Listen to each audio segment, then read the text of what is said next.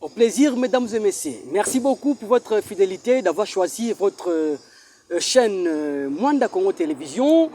Moi, je suis Christa Liguela et puis la coordination, c'est madame Nicolette Nzalakanda.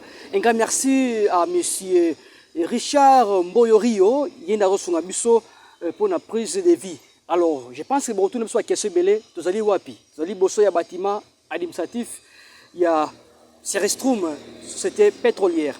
Alors, vous voyez, Serestrum, à Otiko Tambola, na Mamboke Belé, il y a territoire de Mwanda, on a au Kabola, Bavarez, na jeune, groupe électrogène, et puis na enveloppe, na village Oyo, société à exploiter.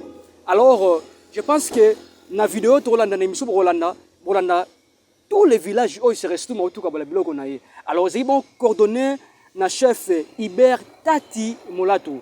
Il y a Zali Bongo, responsable administratif, il y a Serestum, avec accompagné na M. Chris Funzi. Il y a Zali Bongo, assistant administratif, il y a Serestrum. Pour votre information, Bandego est belé, bon abisso, Serestrum, on a 4 jours.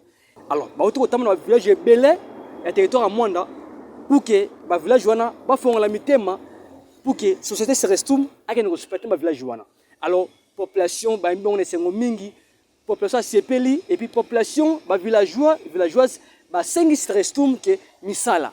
Baza misala rosala teka bilanga, pêche, Serestrum, ayoki malba population en travers chef Iber Molato Tati Azebango responsable administratif de Serestrum. Alors Doroti Kabino pour l'intégralité il y a chaque village bisika puis Serestrum atamblaki pour nos kabla biloko na ye elongo na Mwanda Congo Télévision.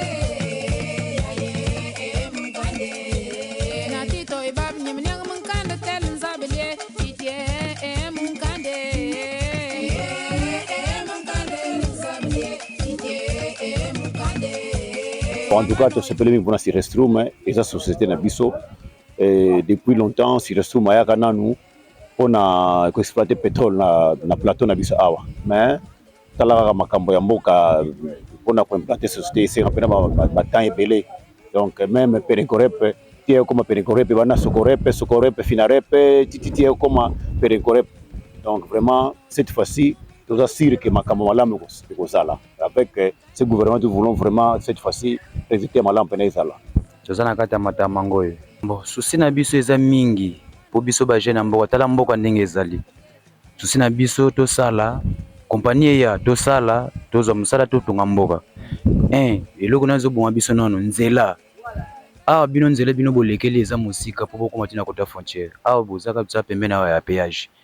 Mais tant bino bobimeli kuna eza bien te soki bango baye bapuye base ba aider biso atako aider ata moke nzela pesa biso facilité ko soit mai o basi na za boye voilà mo tongo 4 heures akina mai ti ba 6 heures azongi mais soki pompe eza nango awa na mboka oyo baseleli biso plutôt kotonda bango to lobi ebelete de papa munu kuma mumvemba chimpi en tout cas mais c'est pela mingi Samu isala surtout me kuma neki na bwala betu antu amana sepela fort o pêche antu betena nyonga nyoka mamingi bangungi donc tout donc betena comprendre venir nzingulu awa ke surtout me kuisa betime sepela ma fort en tout cas betime vingila pe mingi mais njambi pe betime mona njambi me sala donc betena kiese mingi penza njambi yani kumisa betu vraiment betu sala betu nyonso vraiment bana Samu bakuma bien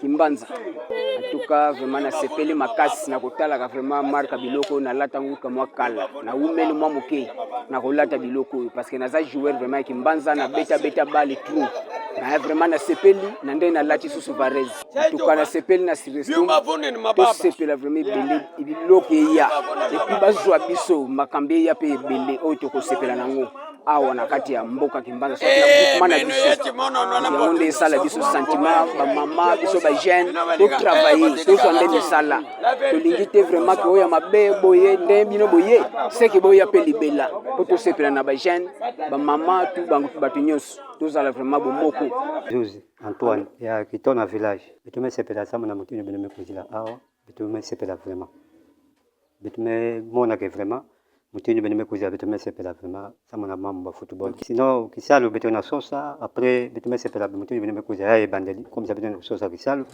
ya kuza na babwana bon awa muke sala ka musala pêche mais mingi blokola compagnie mekuma bitona sosa moye ba compagnie kuza comme ça bitu voler na bwana Talaka. Botange. Bote Bitulima Antoine. Abetika na Village Kinsinda na groupement Mwanda. Très bien. Alors vous êtes mon Serestu me kuza na bola beno. Vous avez bika ba Varese, groupe électrogène et puis ba nabi mankala.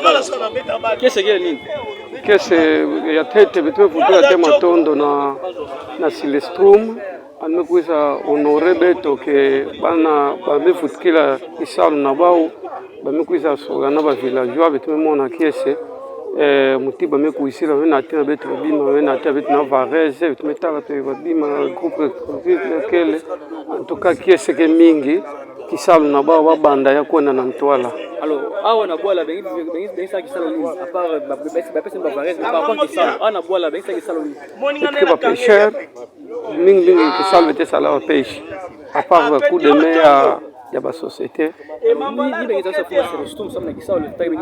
oui bet fatu bilandi ke oui comme ba mer reconnaître ba jeune ba village ke bet debet ke ba jeune bet fa baka moi ba to kutanga ba kele ba jeune ba me videke ba classe ba me kumaka plan na injo ke selenda monana ke babaka beto même ba pangi na beto ba dia ba banda kuningisa maboko kuna na Silestrum.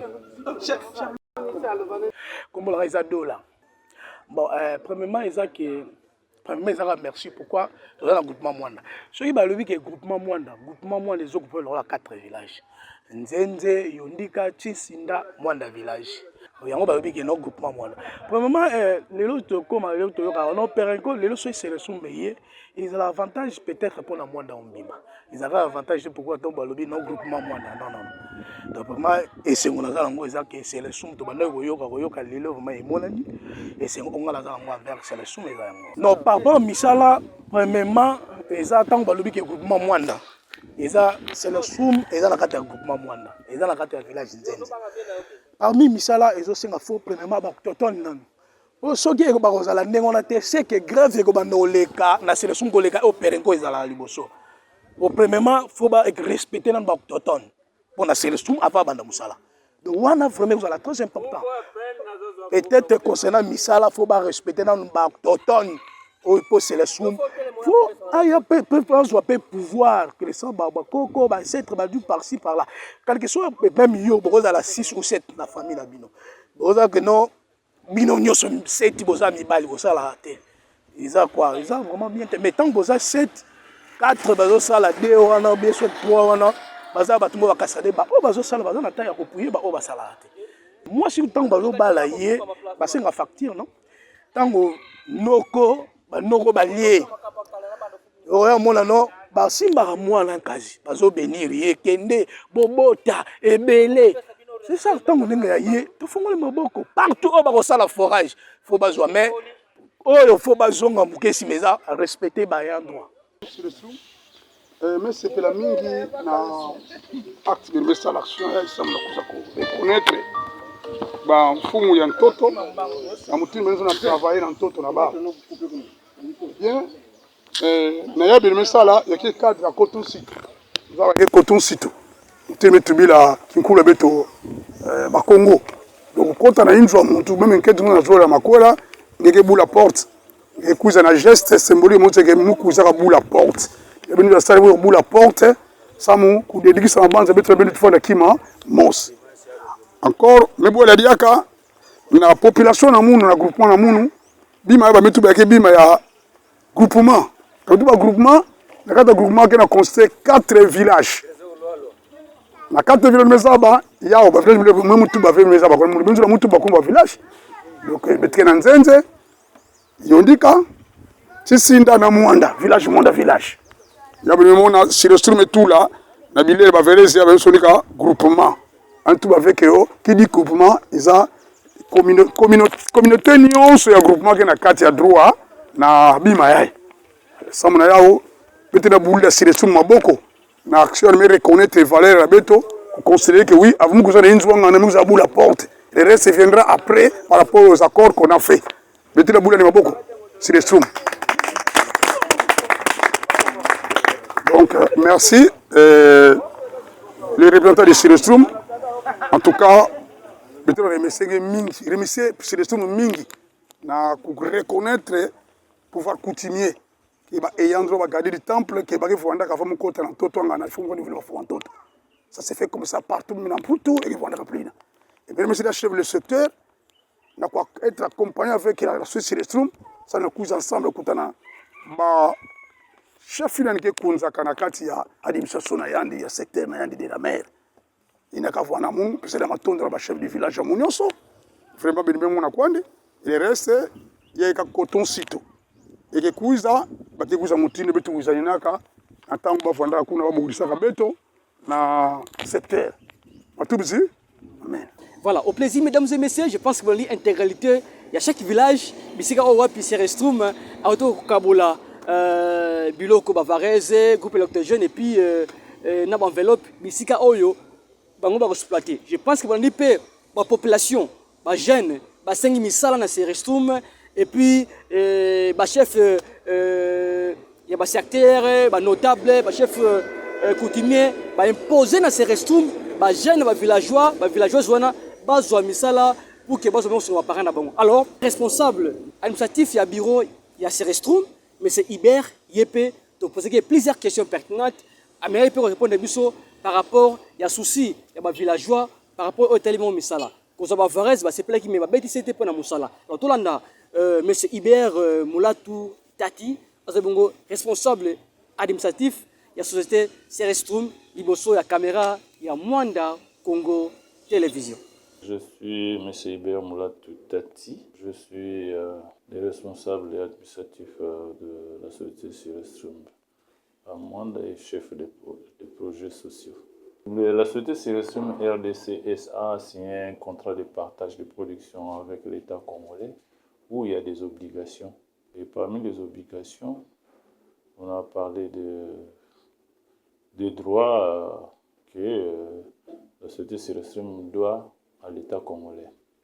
Et l'État congolais a demandé à la société Silestrum, comme il va au terrain, sur place, il va traiter, il va trouver des communautés sur place qui sont des propriétaires, je peux dire entre guillemets, des terres, et que dans ces différents villages, il faut, avec les coutumiers, faire des alliances de partenariat tels que, bon, vous leur devez des droits coutumiers avant de commencer à travailler dans leurs terres.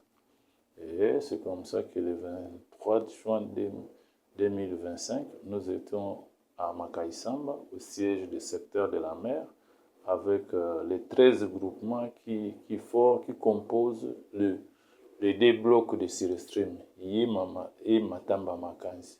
Il y a 13 groupements, dont 2 du secteur de la Solongo et 11 du secteur de la mer. Et nous avons parlé avec eux en ce qui concerne leurs droits coutumiers, qu'on appelle en Kikongo Kotansitu.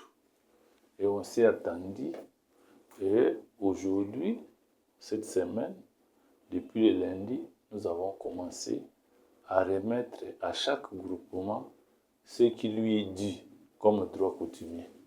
Voilà, c'est ça que je pouvais dire, que nous avons fait toute la semaine avec vous. Voilà. Bon, le 23 juin, ils ont manifesté ça. La communauté a dit que nous, les droits coutumiers, ce n'est pas vraiment ça. Mais ce que nous cherchons, c'est le travail, l'emploi. Donc, si ça ne dépendait que d'eux, ils vont ouvrir leur cœur pour que leurs ancêtres sortent du pétrole, afin que la société Silestrum se retrouve. En se retrouvant, ils trouvent le pétrole qu'ils cherchent, il va créer des emplois. C'est ces emplois-là qu'ils cherchent pour leurs enfants, pour la communauté. Voilà. Dans le cadre de lutte contre le chômage, lutte contre la pauvreté, il y a des choses qui sont distinctes. Pour le moment, nous sommes encore, c'est l'exploration et l'exploitation. Pour le moment, nous avons un contrat de partage de production avec l'État congolais en ce qui concerne l'exploration. La deuxième étape viendra l'exploitation. C'est-à-dire, en explorant, nous avons trouvé, maintenant il faut exploiter. Alors, nous allons explorer nous avons fait d'abord le sismique. Le sismique, c'est une méthode de recherche, méthode physique de recherche pétrolière, qu'on appelle sismique, moyennant les vibrations sonores, des corps, des matières. En chimie physique, tout corps a un son. Tout corps émet un son. Et ce son-là, c'est ce qu'on capte à travers les géophones. Les géophones, c'est les téléphones géologiques. Donc, quand on fait exploser, on met un son sous la terre et ça va remettre... C'est comme si vous frappez sur un tambour. Ça émet un son. Comme ça, on sait déjà que c'est du bois. Quand on touche à un métal, on sait que c'est du métal. Donc, chaque corps a un son. C'est ces sons-là de carbone, hydrocarbures qu'on capte. Dès qu'on capte ça, on essaie d'analyser l'emplacement. Et s'il y en a, on trouve qu'il y a des hydrocarbures. Là, on appelle ça c'est la recherche à 2 dimensions, donc de surface. Donc, on va voir seulement la surface des hydrocarbures. Mais tandis que pour voir vraiment qu'il y a des hydrocarbures, vous pouvez trouver des hydrocarbures sous forme de gaz. Vous pouvez trouver aussi des hydrocarbures qui n'est pas commercial. C'est-à-dire quantité, c'est très peu. Donc maintenant, c'est le forage. L'étape que nous allons entrer maintenant, le forage, c'est ça l'étape la plus importante. C'est le forage qu'on appelle en lingala zengamambo. C'est-à-dire, dès que vous forez, vous trouvez le pétrole. Là, vous dites, ok, il y a du pétrole. Ce que nous avons vu dans les recherches de sismiques, c'est vraiment ça. Et à ce moment-là, vous estimez la quantité et vous commencez à exploiter, à forer d'autres puits. Les puits de délimitation, les puits de développement. Vous comprenez? Donc, c'est un peu ça. Mais ce que nous allons forer, c'est des puits à Mvoadou, un à bloc Yema, un autre au bloc Matamba Makanzi. Ce sont des puits d'exploration. Dès que nous trouvons du pétrole dans ces puits-là, nous allons développer cette zone-là en créant, en forant peut-être 20, 30 puits, ainsi de suite. Et là, le boulot arrive. Parce que nous devons produire et nous devons exporter, bien vendre. Donc, il faut des lignes, pipelines, de tout ça. Et l'emploi se crée. Là, nous devenons une société comme notre sœur qu'on appelle Perenco. Donc, nous aussi, nous commençons à produire. Voilà un peu ce que je peux dire que la communauté peut s'attendre, que la communauté ouvre son cœur pour que nous retrouvons, parce que Silestrum n'est pas une structure philanthropique. Il vient pour chercher l'argent. C'est du business. Donc, quand il ne trouve pas, il ferme, il part. Donc, voilà. Et vous devez vous mettre en tête, chers journalistes, et à la communauté que ce n'est pas n'importe où à Moanda où il y a du pétrole. Le pétrole, on les cherche. S'il y avait du pétrole partout, sinon, partout à Moanda, il y a des puits. Mais le pétrole, il se forme sous le sol là. C'est de la matière organique qui se décompose et se forme en liquide et qui se déplace. En se déplaçant sous la terre là-bas, à des milliers de kilomètres, il va trouver un piège. Il reste là. Mais là où il est passé, peut-être il n'y a rien. Il s'est formé au point A et va se piéger au point B. Le point B là, peut faire 10 km de distance. Et voilà pourquoi on cherche où il est le pétrole. Voilà tout ce que je peux vous dire, messieurs les journalistes. Normalement, que la communauté ouvre son cœur. Voilà, merci beaucoup, mesdames et messieurs. Je pense que tout le monde, monsieur Iber Tiatimulatou, responsable administratif, il y a la société Serestum. A promettre bandeko nyosa ba village o wapi bango ba exploiter ba kozwa musala.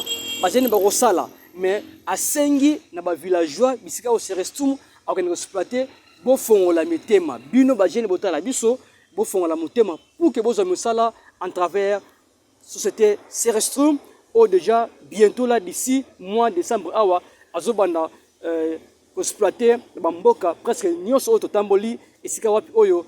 C'est les prises de contact, nos notables, nos chefs des secteurs et puis nos chefs coutumiers. Merci beaucoup, mesdames et messieurs. Un grand merci à vous tous. Un grand merci à la société Serestum. Ndenge, Babianki Bisso, Tosela Bango, Baïmange Nyoso Botali Bisso. Un grand merci à M. Richard Mboyo, OEP, à sali plus de 4 jours, car aussi ma camarade Maboko, pour que Asuna Bisso, Otala Bisso Nenge Sengeli. Un grand merci aussi à Nikat Zalakanda pour la coordination.